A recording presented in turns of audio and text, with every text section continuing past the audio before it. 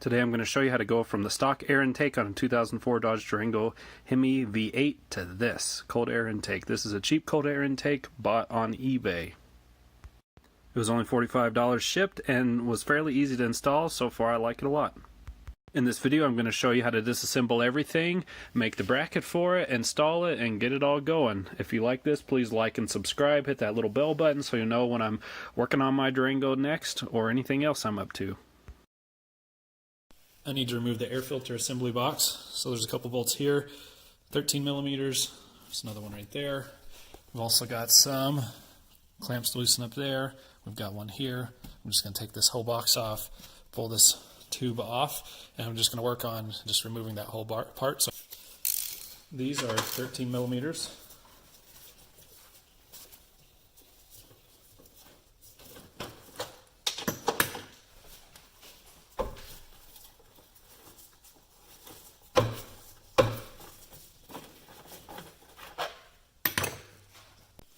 I'm going to unplug this hose. Just going to move it up here out of the way. It tucks in nicely up here by my negative battery cable. I'm going to go ahead and remove this clamp right here. Sometimes these are easier just to use a ratchet.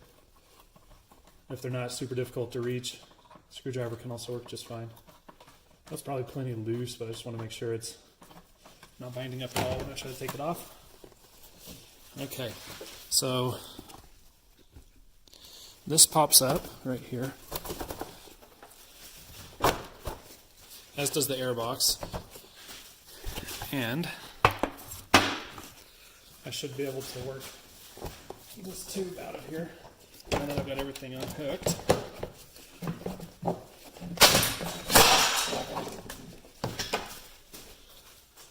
That awful noise was just one of these guys popping off. That's what holds the lid down on the air filter box. No biggie, that goes right back on.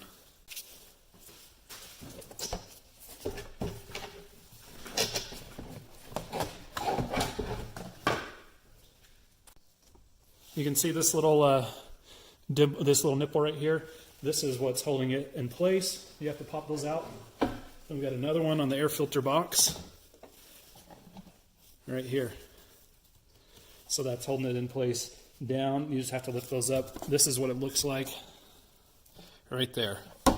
That's where that little nipple fits in right there to that fitting, a little rubber fitting, and it sits in there pretty well. You have to pop it out pretty good. Now that the air filter box is gone, you can see all the way down there to my tubs. Now I've got my stock air box and assembly right here, and I am going to replace that with what they call a cold air intake. Basically just have a different filter on there to get rid of this whole system. This is the black cold air intake plus dry filter for 2004 through 2009 Dodge Durango. It appears to fit the 3.7 V6 as well as the 4.7 and 5.7 V8. It is from eBay seller L3 Racing. Alright, so this all came in a single box. We got this main pipe right here. Okay, it has all the appropriate fittings. Okay, so that looks good.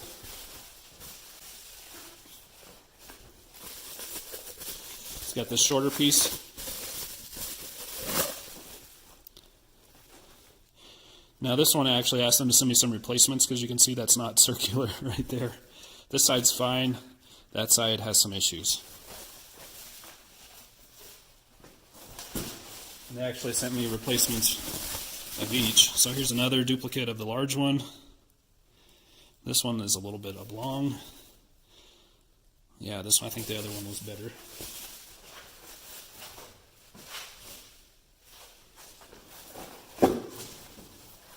Okay, so this is the replacement shorter pipe. Okay, fairly circular. There we go. That one looks much better. It's also going to come with some different fittings. So this looks like a couple of different reducers. We've got a rubber connector.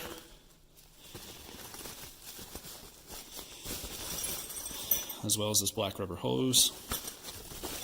And then various hardware that you see in there to mount it, as well as to connect all the reducers and couplers.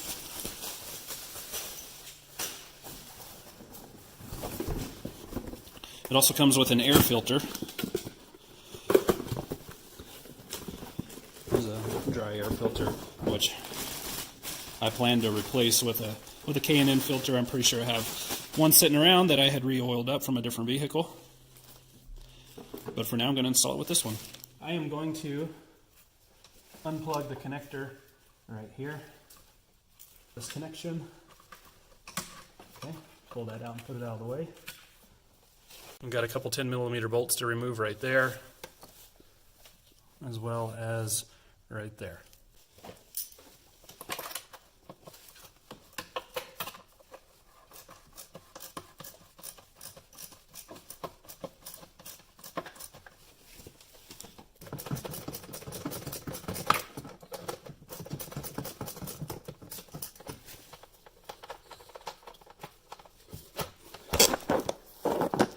I'm a little sad that I'm going to lose this HEMI 5.7 V8 branding. Maybe I'll get a sticker to put on the piping. All right, so I need to take off this sensor. I'll show you what it looks like up in there. If you can see it, right there. Okay, so there's the sensor, the air temperature sensor, I believe. So I'm going to remove that and set it aside because we'll be using this. There's a place for it to go on the new piping. Okay, so if you look closely, you probably can't see it in the video, but it shows that if you turn this, you should be able to get it out. So I'm just going to take some standard pliers. I'm not going to grab hold of any of these protrusions. I'm going to get in between those. I'm going to turn that, and then by hand just pull that out. Okay, so there's the sensor. Still looks intact, still looks like it's fine. You can see that little piece clearly broke off. Hopefully that won't be to my detriment.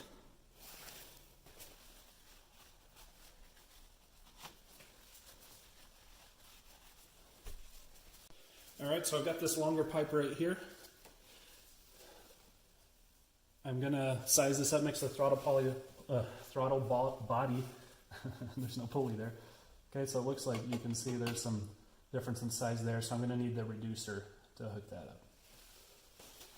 Provided clamps that they gave were actually not big enough to go around the throttle body there and the coupler.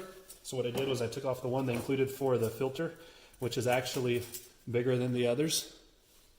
And I loosened that up, and one of the smaller ones will fit on the filter. So that's what I did. Saved me a trip to the store. So what I'm going to do is go ahead and slide this reducer on, like so. And then I'm going to decide where I want to put, how I want to clamp this down, which way will be easiest to get to. I haven't test fitted this. Looks like it's still going to be a little tight, so I'm going to loosen this up a little bit more. Alright, so I loosened this up enough to where it completely came apart, and I just have it on there so it just barely bit into the first hole right there. I went ahead and installed this right where I want it, with as loose as this clamp will go. Now I'm going to go ahead and slide this onto the throttle body and see about tightening it back up. I want it sitting in there just about like that so I can reach my screwdriver in from this side over here.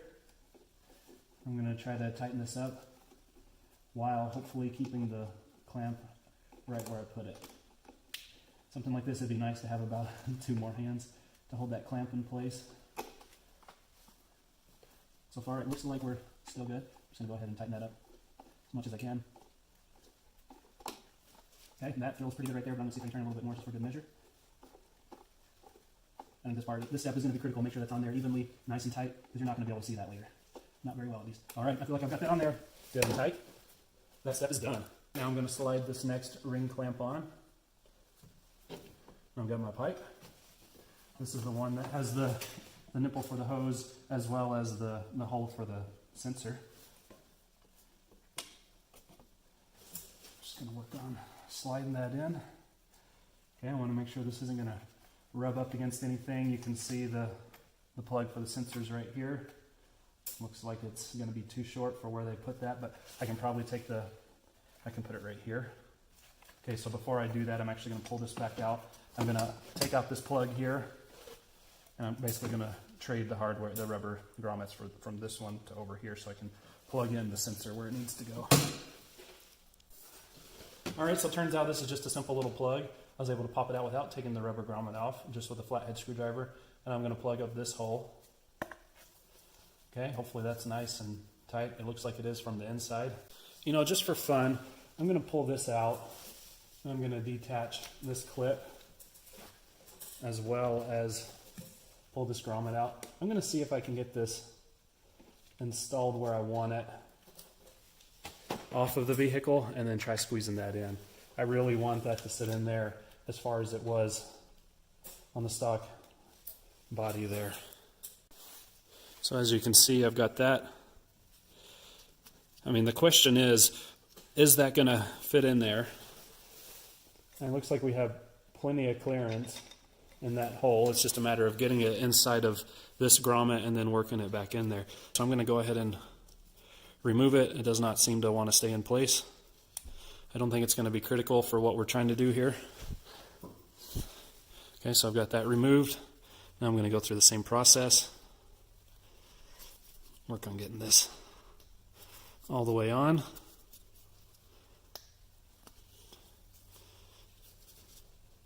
Yeah, that is a very snug fit. That makes me a lot more comfortable.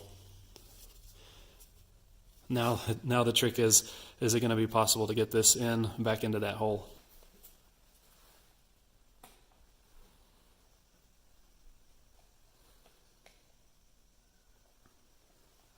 Now I'm doing what I can just to push the lower end down in there and get it to seat the best I can as I go.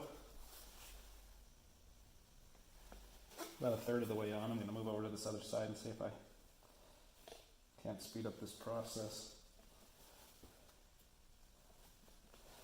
And at this point, it's a matter of helping to push this down in there without damaging the actual sensor itself. Looks like I got a little bit more. Oh, it looks like we're on the home stretch here. All right. Success.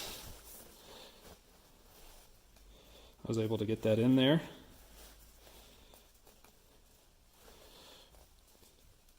Oh, look at that. I can just spin that around. That's in there way better than it was before, and I'm confident that's not going to move around anywhere. If we look down the pipe there some, you can see the sensor sticking through very far. That's great. And it looks like it's sealed up nicely in there. So here's another close-up.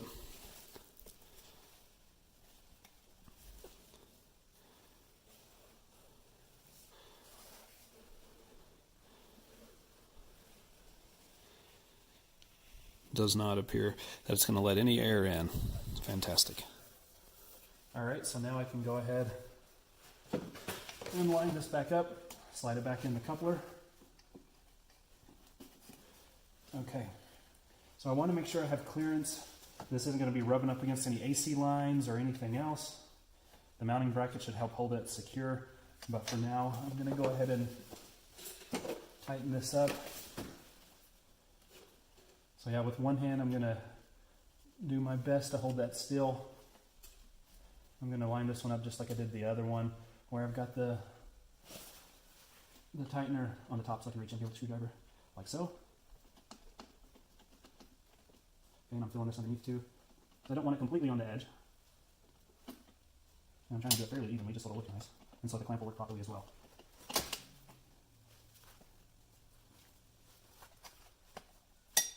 The throttle body, so let's see if I can tighten that up a little bit. Maybe not much. All right, I think that's right where I want that one. All right, so next step is I need to get this part connected more or less like that. And for that, I've got this coupler, which is very, very flat.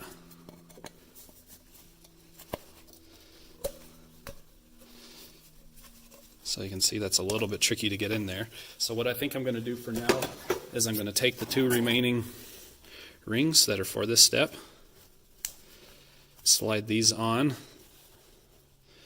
and let that somewhat take its shape. I'm going to be putting this on just like this. Actually, I'm going to do these ones down so that I can tighten those from up above. So yeah, both of those are kind of in there to just kind of help this take its shape a little bit. Now I'm going to see if I can go ahead and work it on, starting with the bottom, so I can lift up on the top as I go. All right, that went on pretty nice. Okay. Now I'm going to take my other piece So I'm trying to figure out, do I want to put it this way? I'll show you what I'm looking at. Put it this way so that I'm pointing that direction for the filter, or do I want to put it this way so the filter is pointing that way? I don't think it's going to fit if I do that direction, and the whole if I go that direction, the whole idea is to get it a little bit lower so we can get a little bit more cool air. I probably will wrap this with a sock, a K&N air filter sock, just so no water gets in. So I'm going to put it on this way to point the filter down a little bit lower and have a little bit more clearance around these other components. All right, so I changed my mind. I went ahead and installed the filter while this piece was off. I was afraid I was going to dent some of the filter. I installed it so that this piece right here is going to be facing down so I don't see that. And I've also got this where the clamp tightener is going to be pointing up. So now I'm going to install this back in to the clamp and tighten it back up.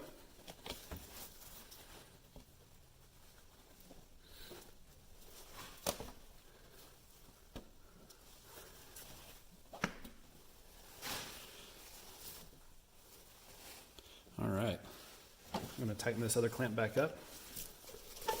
First I'm going to show you the clearance. So if I back up a little bit, you can see the pipe coming all the way in. The type of clearance that I have, it's pretty good.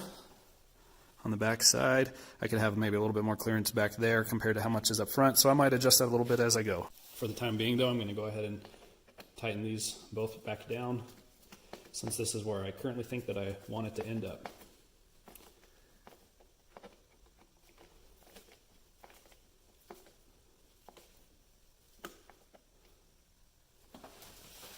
All right. So there we go. I'm going to go ahead and plug this back in.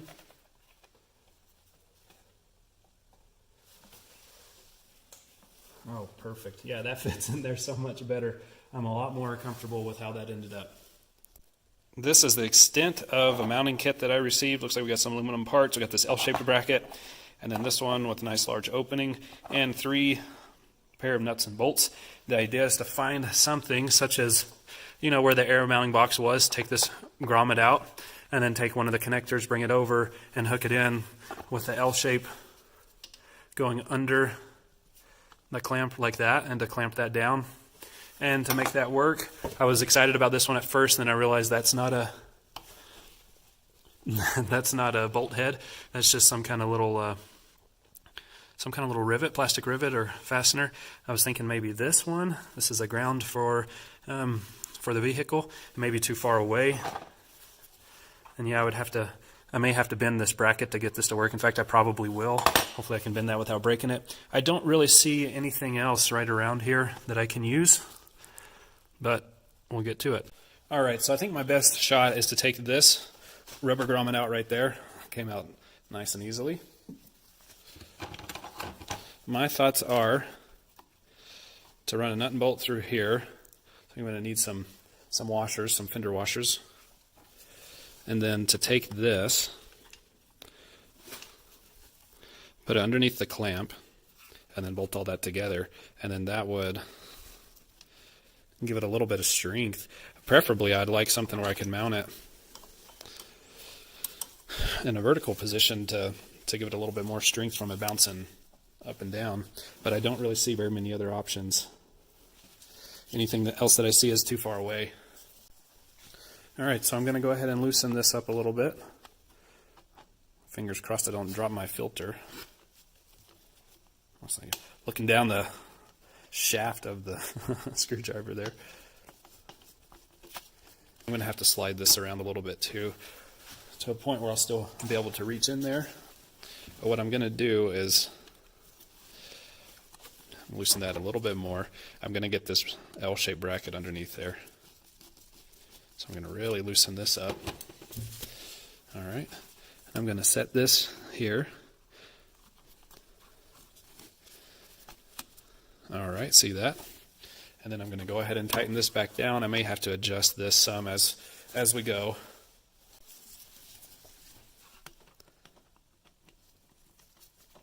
Okay, so now I'm going to tighten this clamp back up.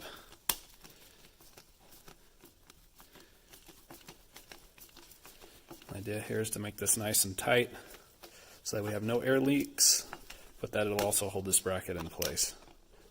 I've never used this method in particular, but it seems like it's going to work. This is the example that they gave, something along these lines.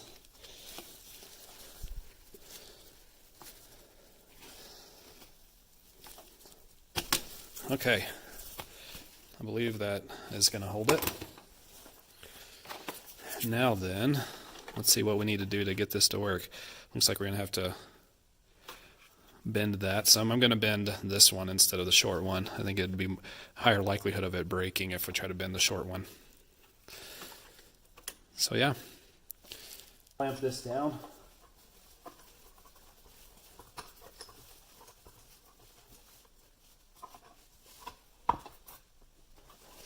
Okay, now if I can remember correctly, I need to take this whole part and bend it some this way at an angle. Now I'm going to go ahead and remove this and see if that was enough. Okay, it was close, but I need another bend.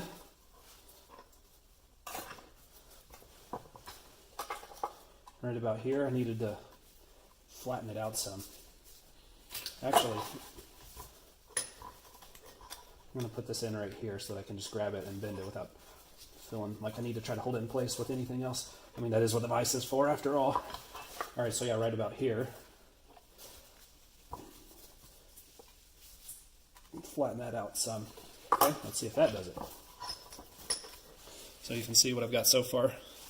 It's not flat anymore. It twists some and then flattens out some at the end. All right, if I wasn't so picky, that might work, but I'm going to put this back in.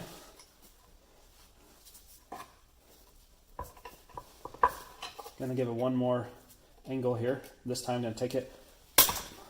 Well, looks like I need to clamp that in properly.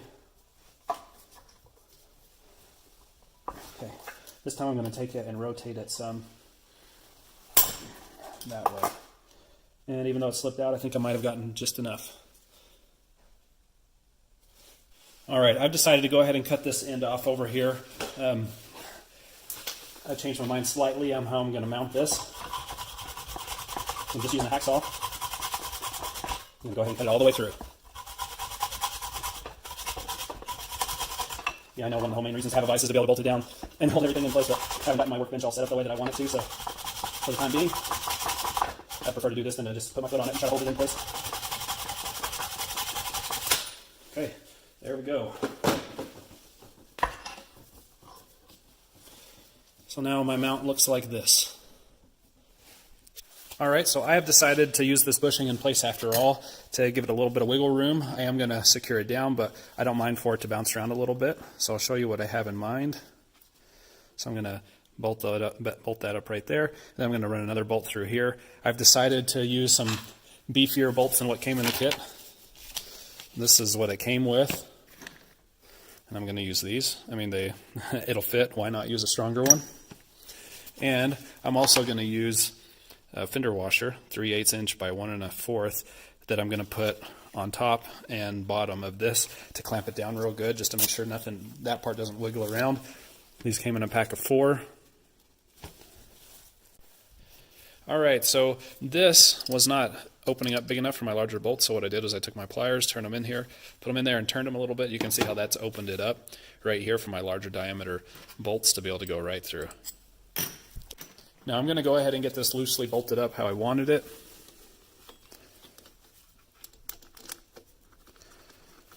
Looks like the hole on the bottom bracket is not as large as the top bracket, so it's almost like I'm threading it through there. It's kind of a perfect fit. Probably a good idea to use a little bit of thread lock on here, but for now I'm just going to bolt this up. If I have problems, I will add some thread lock down the road.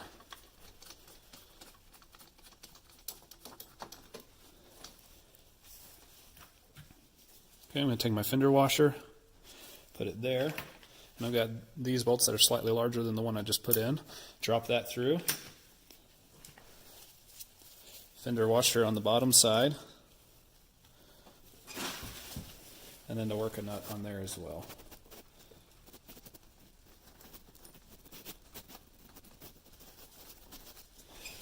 All right, what I like about this idea is that this is going to be held down. You know, it's going to hold this down nice and tight, but it is going to let this wiggle a little bit, seeing that that's a rubber grommet there. And with the engine shaking around a little bit in comparison to the vehicle, instead of having a completely rigid mount, this is going to help hold it in place hopefully without damaging anything. In case you were wondering, those are a metric M8 by 1.25. The 30 is the length, the 30 millimeters. This one is the 30 millimeters. This one I think is probably 20, possibly 15 you could get away with, but looks like that fits just fine. I'm going to go ahead and tighten these down now, starting with this one because this is the one that has less play. In fact, I'm going to tighten that down by hand as tight as I can for now.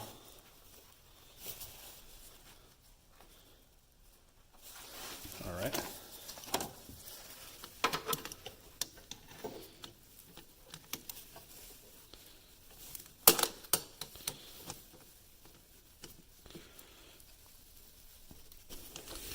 I could probably also put a little lock washer on there, but like I said, for now I'm just going to try this. And also on the lower side,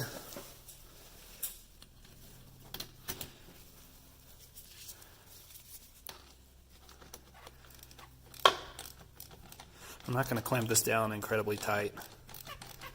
I think the pressure of the rubber expanding some should help keep it in place. But like I said, if I have problems at all, I will use a little bit of thread lock to help hold that in place. All right, I think I'm going to stop right there. It never got incredibly tight, but the rubber did compress. And that seems like a good amount of wiggle room to me. So you can see it will move around some, but not much. Even if I grab it up here and try to move it, that is solid. So yeah, you can see what we ended up with the bracket. Had I not cut this off, it would have been hitting that wire, and seeing that that has sharp edges, doesn't look like under any condition either this ground wire or that wire is going to hit that. And I don't really see myself sticking my hand down in there, so I'm not too worried about those sharp corners. So there you have it. It's installed. Well, it's installed now except for that hose. Now that I got everything in place and where I want it, then I will install the hose. So the next step is to connect this crankcase vent tube. If I pull this out, set it off to the side, and that connects right there to the engine oil housing. I need to run a pipe from there to there. So the new one's going to be significantly shorter. It came with the hose. It's like they supplied quite a bit. This is kind of a universal kit. So they supplied more than I need, so I'm probably going to cut this. But all right, that was a very snug fit, which is what you want. A fairly generic cut, and if I need to shorten it up, I will. So I'm just going to do a straight cut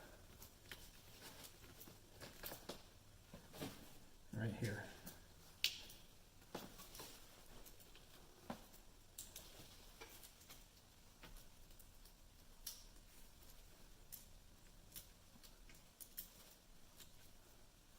Doing what I can not to cut anything under the hood or myself.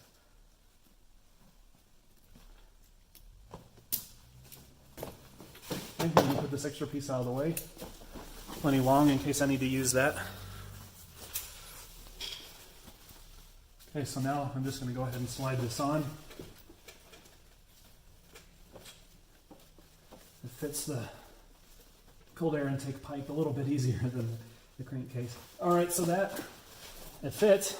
It's going to be functional, but it's touching the AC compressor, which I don't want by any way, shape, or means. Okay, so I think what I'm going to try to do is shorten that enough that it has to take a harder angle from the crankcase. And looks like I'm probably going to need to take off a good 1/4 inch, maybe 3/8 of an inch. So I'm going to go ahead and pull that back off.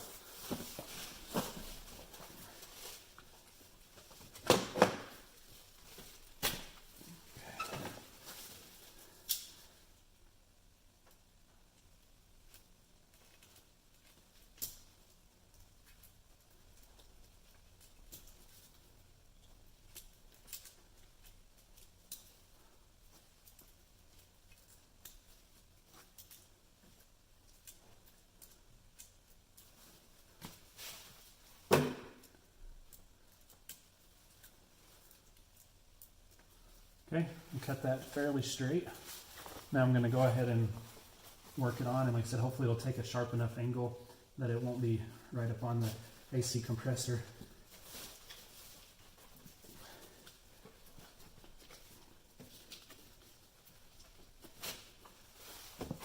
Okay, so I've got it on.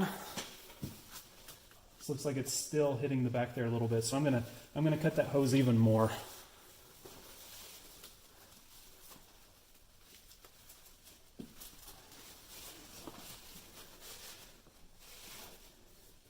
Yeah, I'm happy with how snug that fits. That's good.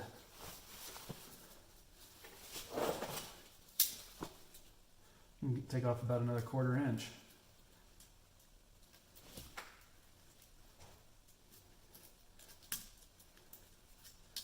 But yeah, if this kit was made specifically for this vehicle, this hose would have came already this size that we're cutting it to.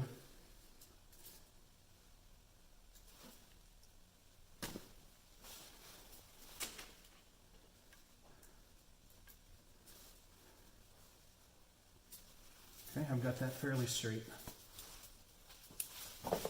And this time I'm hoping that it'll take a sharp enough angle that it will not be rubbing up against the AC compressor, the back of it.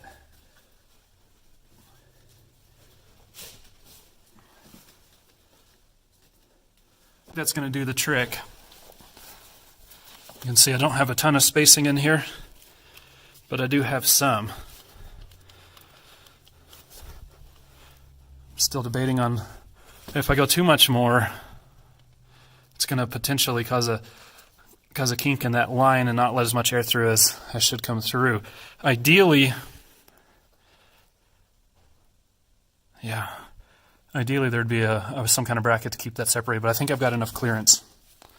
If I pull on it, then I can touch it, but it should not be hitting it just on a regular basis. The compressor should not move separately from the engine, and I doubt this hose is going to move much. If it does look like it's going to rub, I have this extra piece of hose that I will save to cut another piece for. There we have it, folks, the whole installation. I've now had this cold air intake on for about 2 weeks. Seems to be holding up great. Bracket is still in there nice and sturdy. I do have some water spots on the chrome pipe. I didn't expect for that to come clear up here, but I do have that, and I'm sure you want to hear what it sounds like, so here we go. I like it a lot so far. For 45 bucks, I think it was definitely well worth it. Keep watching to hear what it sounds like. I hope this video helps you and saves you some time. I did find out some things as I went and included them in this video.